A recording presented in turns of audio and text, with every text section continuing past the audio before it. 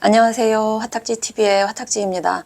제가 신유월 그 겁재가 아주 강한 달을 정말 정말 된통 겁재스럽게 보내서 조금 그동안 좀 텀이 좀 길었네요, 방송. 그래서 제가 이제 11월은 조금 일찍 올려드리려고 생각하고 있고, 제가 이제 10월 말까지 세 번째 책, 제가 혼자 쓰는 거는 아니고요.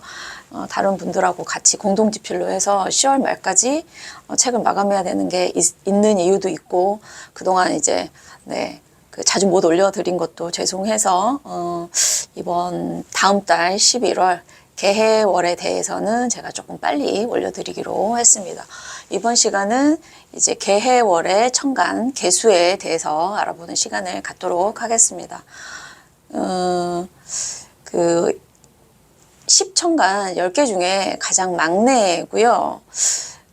근데 이제 그 각 일간을 이렇게 설명해 놓은 글들을 보면 각 일간의 특징이나 매력이나 뭐 칭찬, 이런 것들이 조금씩은 있는데, 개수에 대해서는 그렇게 긍정적인 어떤 글을 또는 이런 단어를 사용한 그걸 좀 못 본 것 같아서, 제 개인적으로는 왜 이렇게 개수는 약간 사람들이 개수에 대한 어떤 그런 게 왜 있을까라는 생각을 좀 해보게 되는 일간 중 하나였어요. 제 주변에 개수 일간 분들이 꽤 많고, 사실 이 개수가 어떤 분은 아예 대놓고 개수 보고 변덕스럽다. 근데 그게 일간을 얘기하는 거는 아니고요. 개수라는 이 체성이 그런 건데, 그거를 이제 어떤 분들은 개수 일간이 그러면 그래? 라고 하는데, 개수 일간 분 중에서도 물론 변덕스러운 분이 계시고, 개수 일간이 아니어도 사람은 어느 정도는 변덕스러운데, 제 주변의 개수분들은 사실 그런 거랑 좀 거리가 멀었거든요. 그래서 희한하다라고 생각했는데, 이 개수 자체의 체성을 공부하다 보니까 다른 십성보다 온도에 되게 민감한 아이라서 그런 게 있구나라는 생각이 들었습니다. 이제 우리가 십천간 중에 이제 수는 임수와 개수인데, 임수가 이제 나무로 치면 이렇게 굵게 아래로 내려가는 이제 그 큰 뿔이 있죠. 어떤 이 나무에 이런 위로 올라가는 에너지를 받쳐줄 수 있는 큰 어떤 굵은, 그 기둥뿌리를 이제 임수를 보통 비유를 하면, 그리고 우리가 이제 생각하는 모아지고 하나로 뭉치려는 응집된 어떤 수의 체성은 사실은 이제 이 임수, 보통 이제 오행의 기본적인, 우리가 목화토 금수를 기본적으로 처음에 할 때 그 오행의 특징들은 양의 에너지들이 사실은 갖고 있는 경우들이 많아요. 그래서 이제 뭐 수는 하나로 뭉치고 위에서 아래로 흐르고 라는 그 체성은 임수가 많이 갖고 있고요. 이제 개수는 이런 나무의 이 잔뿌리, 요게 좀 비유를 하면 좀 이해가 좀 쉬우실 거예요. 예. 그래서 임수가 조금 더 무게감이나 어떤 그 존재감 면에서 묵직한 반면, 개수는 그거에 비해서는 조금은 더 존재감 면이나 그런 면에서 조금은 가볍죠. 그리고 임수까지 이 음으로 계속 되다가 이제 개수 다음에는 갑이 있잖아요. 십천간에서 갑은 상승, 아래에서 위로 상승하는 에너지인데, 이 개수가 갑으로 가는 중간이기 때문에 개수도 사실은 임수처럼 아래로 내려가는 게 아니라 위로 상승하려는 양의 에너지를 사실은 갖고 있어요. 그리고 개수가 온도에 따라서 변한다라는 거는, 이제 우리가 흔히 뭐 하늘에서 내려오는 빗물도 생각할 수 있지만, 때에 따라서 계절에 따라서 안개에도 비유할 수 있고, 지금은 아직 상강은 안 됐으니까 지금은 이제 뭐 이슬, 그리고 이제 이게 상강이 되면 이제 서리, 이렇게 해서 계속 모양을 변화시키기 때문에 온도에 따라서 가장 본인의 기본적인 체성을 유지하기가 사실은 쉽지가 않다. 물이라는 게 고여 있어서 자기의 체성을 주장하는 게 과연 임수 말고, 임수는 호수나 강이나 어떤 자기의 그걸 갖고 있는 뭐라 그러지? 자기의 어떤 그거를, 그쵸, 호수나 강은 그 자체로 자연의 일부로 사람들이 인정을 하지만, 비가 만약에 어디에 고여 있어요. 개수가 나는 내 체성을 지키겠어요 해서 겨울에 얼어 있어요. 사람들이 좋아하지 않죠. 그런 면에서는 개수라는 그 일간이 갖고 있는 내가 나의 그거를 지키는 것보단 차라리 화분에 흡수되거나 아니면은 뭐 더울 때 비로 내리거나 해서 어떤 다른 거에 격가지로 들어갔을 때는 괜찮지만 그 자체로 하나의 어떤 존재감을 드러내기에 다른 십성에 비해서는 솔직히 약한 게 사실이긴 해요. 그래서 개수의 가장 특징적인 건 이제 조후적인 측면에서 이제 뭐 여름생들 또는 이제 수에게 목이 그러니까 조후를 맞추는 더운 계절에 태어나신 분들 또는 건조한 계절에 태어나신 분들의 조후랑 그다음에 이제 수생목할 때 목을 키울 수 있는 실질적인 비나 그다음에 우리가 화분 키울 때 주는 물의 비율에서 수생목의 그 두 가지가 이제 개수의 가장 큰 역할이죠. 임수 자체가 사실은 수생목하는 에너지는 제가 말씀드렸잖아요. 이걸 버티는 깊은 뿌리지 임수가 사실 이제 쉽게 얘기하면 우리가 어떤 물이 필요하다. 저 논에 물을 대자 그리고 밭에 물을 주자 할 때는 그때 사용되는 물은 사실은 개수로 많이 표현이 사실은 되거든요. 그래서 뭐 식물에게 필요한 물을 주는 데 있어서 실질적으로 자랄 때 임수는 조금 버겁다 이렇게 많이 표현을 하는 게 이제 뭐 을목과 임수의 관계 이렇게 볼 수 있기 때문에 개수가 조금 이런 특징적인 게 있습니다. 네. 자, 그러면 이제 하나씩 가볼게요. 일단 갑이랑 을의 면에서 개수는 아까 방금 얘기했던 수생목을 할 때 둘 다 필요한 예, 에너지기는 합니다. 그런데 문제는 갑과 을의 이제 계절상 내가 갑목과 을목인데 몇 월생이냐에 따라서 이 개수가 긍정적일 수 있고 부정적일 수 있다라는 거예요. 일단 겨울생들 같은 경우에 개수가 너무 많으면 나무가 얼어버려요. 그래서 뿌리가 썩을 수 있어요. 그래서 겨울생이어도 뭐 천간에 병화가 있다.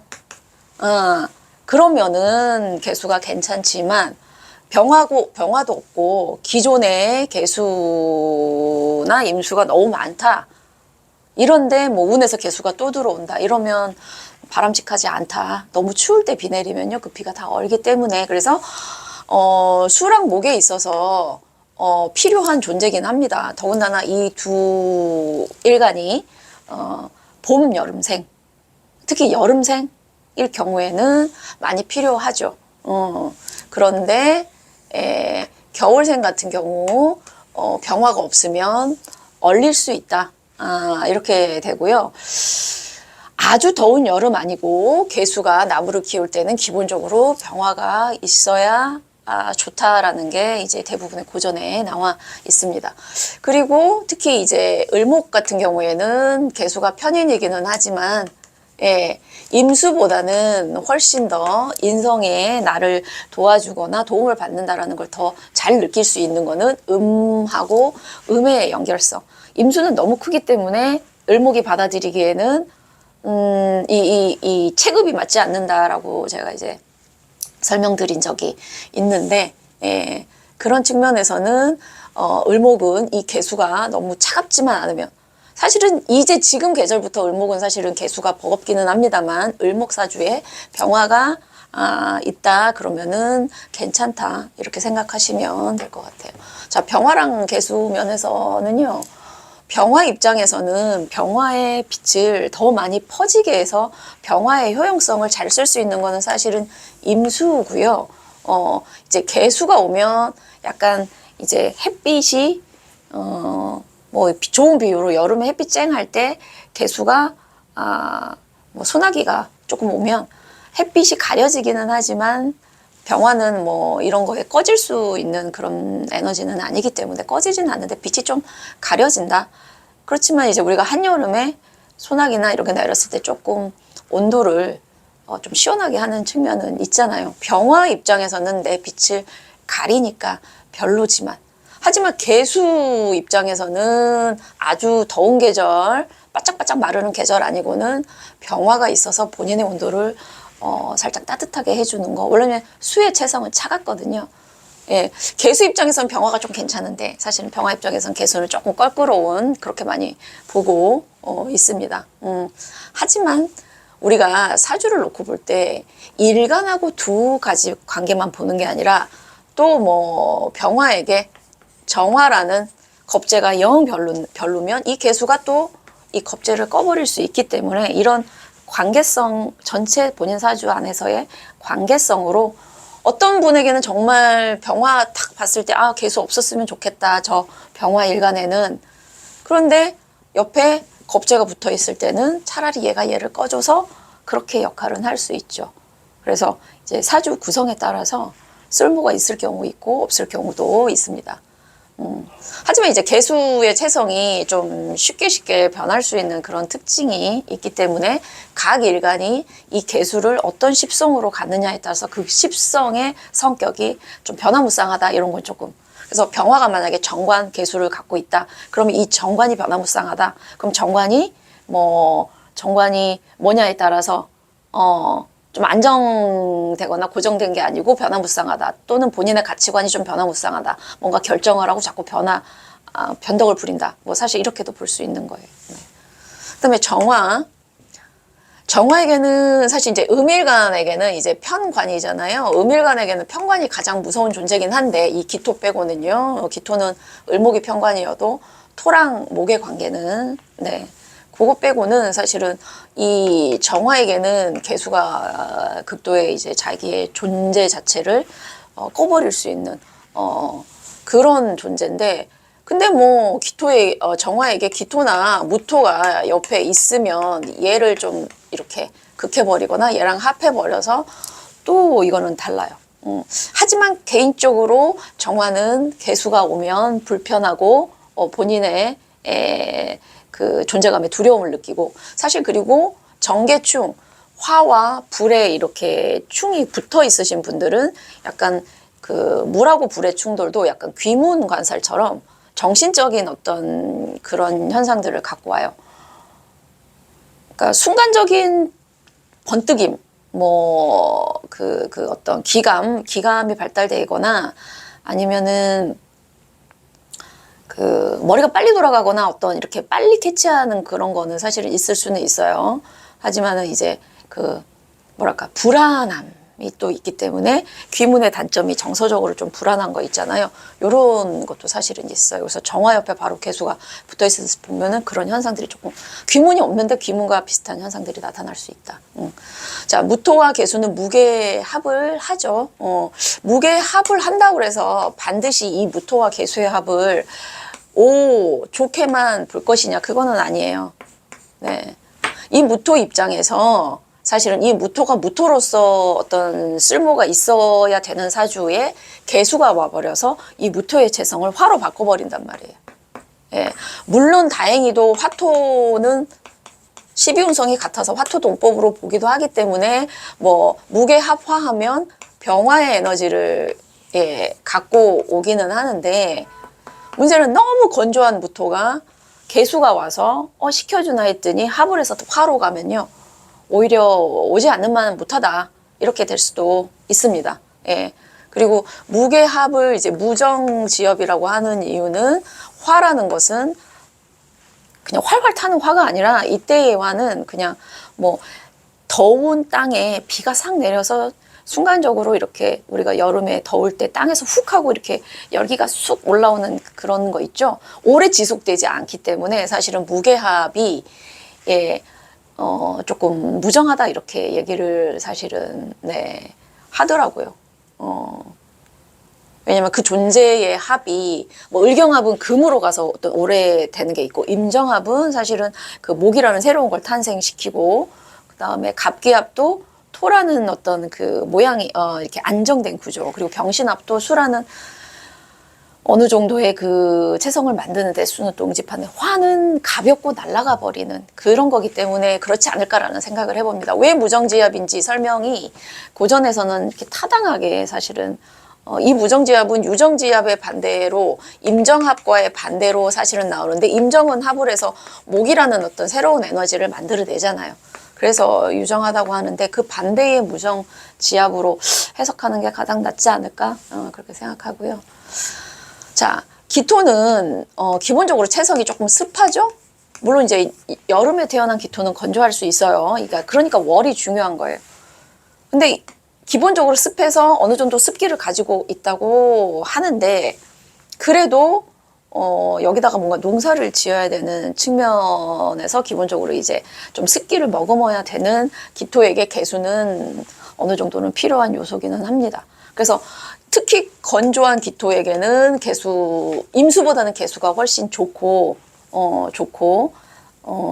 만약에 너무, 만약에 이 기토에게 만약에 겨울에 기토인데 병화가 없어. 아까 여기처럼요.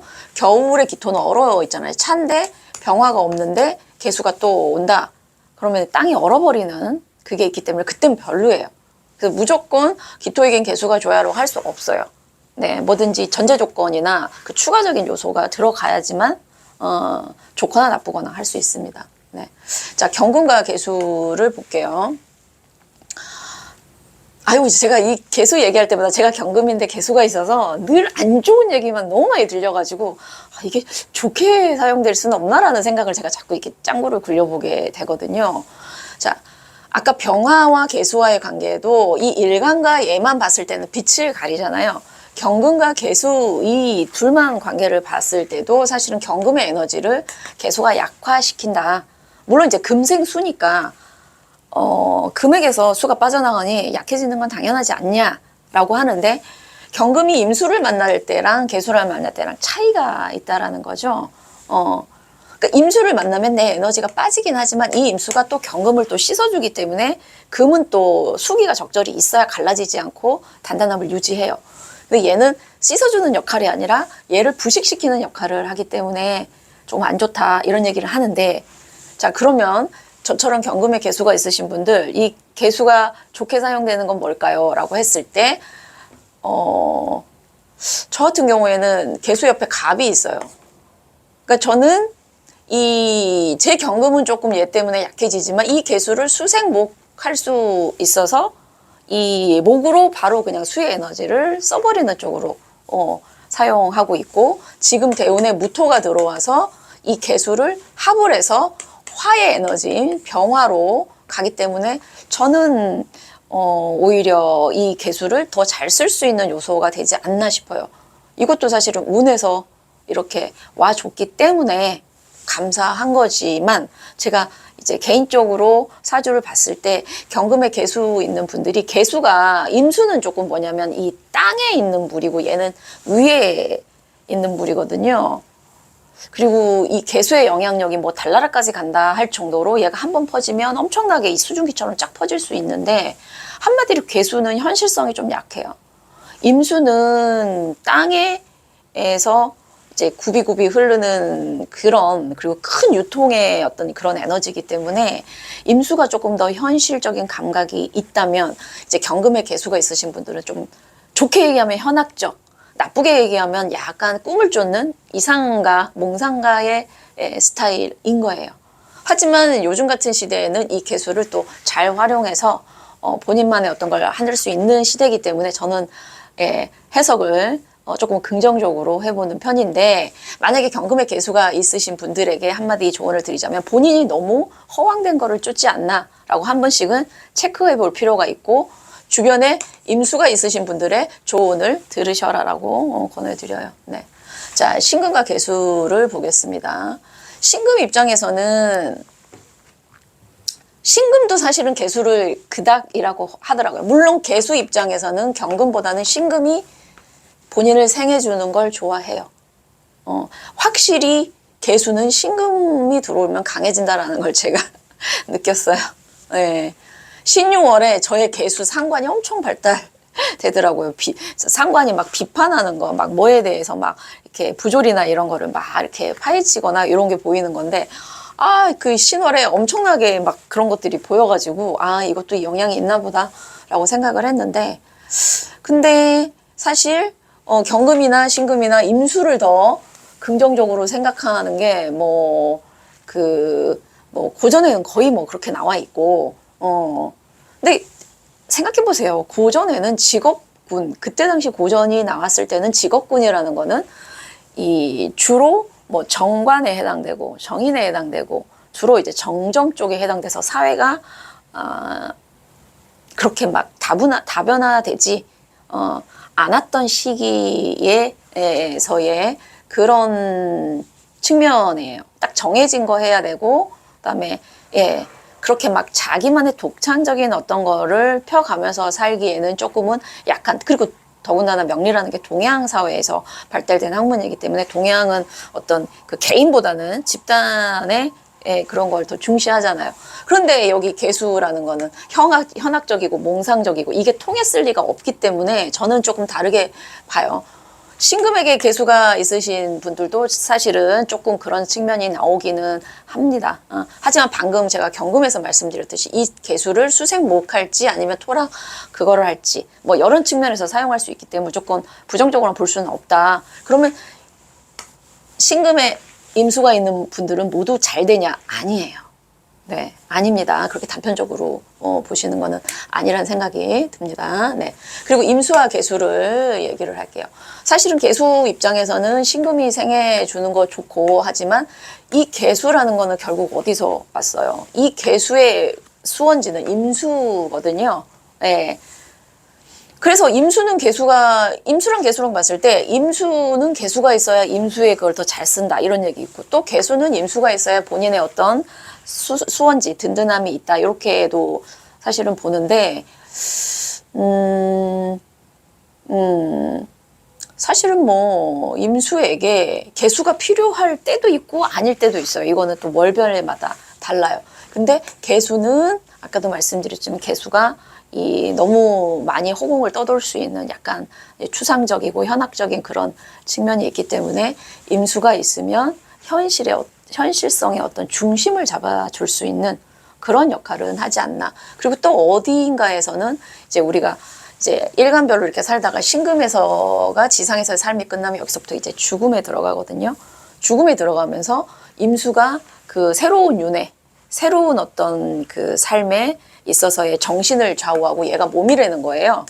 저는 뭐 이 이론이 반은 맞고 반은 틀리기 때문에 말씀은 이제 100%는 아닌데 근데 임수가 없이 개수만 있으면 그 새로 태어나면서 그 정신을 새로운 삶에 있어서의 정신을 안 갖고 태어났기 때문에 전생의 업이 영향을 받는다는 거죠.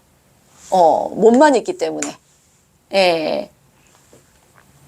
정신이 없는 상태로 몸만 있어서 지금 현생에서 태어난 정신 없이 이 전생에서의 업이 그대로 드러나는 삶을 살고 약간 신기에도 잘 씌이고 약간 너무 뭐 현실성이 없고 이 현실성이 없다는 건 아까 개수 특징이랑 똑같고 그래서 뭐 이런 명리나 철학이나 뭐 예술 분야에 가면 좋다.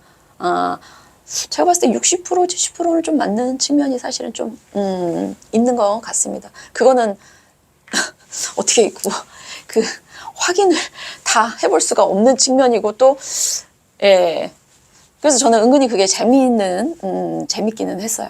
제가 살짝 그런 기질이 좀 있어가지고. 네. 오늘 개수에 대해서 천간 한번 살펴봤습니다. 곧 지지, 해수에 대해서도 올리도록 하겠습니다. 감사합니다.